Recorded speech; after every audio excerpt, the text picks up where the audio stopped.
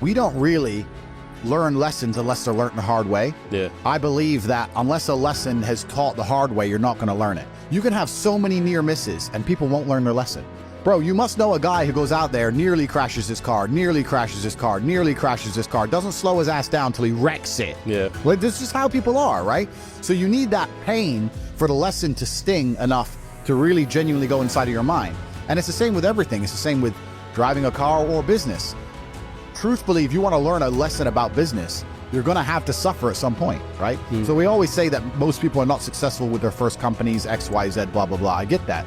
The truth is, there's a lot of people that make a lot of money with their first company, but they just spunk it, act an idiot, and it all blows up in their face. And that's how you get the discipline on your fourth company, that when you have 3 million in the bank, you just leave it there.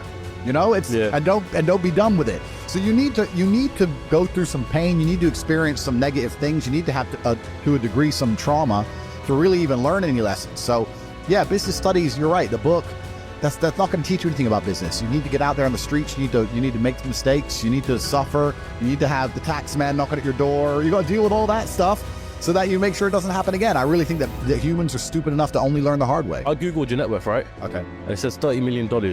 How accurate is that?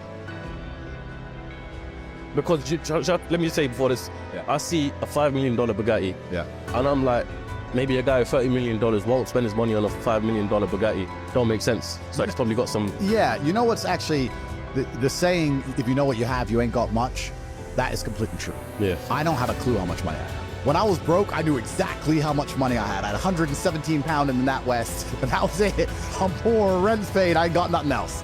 When I was broke, I knew exactly how much I had, but now I'm at a point where it gets really difficult to truly measure how much money I have, because you have cash, okay, that's easy.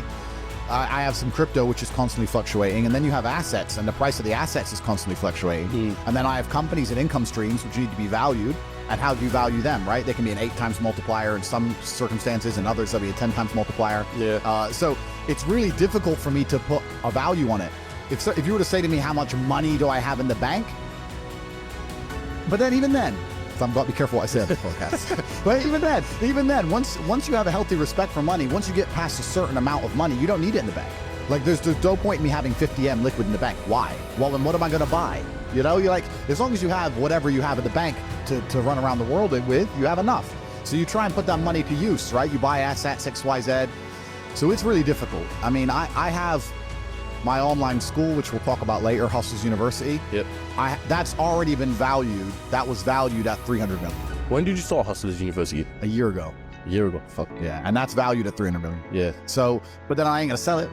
So, but then again, I had a valuation between 280 and 340. So again, how much money do I have?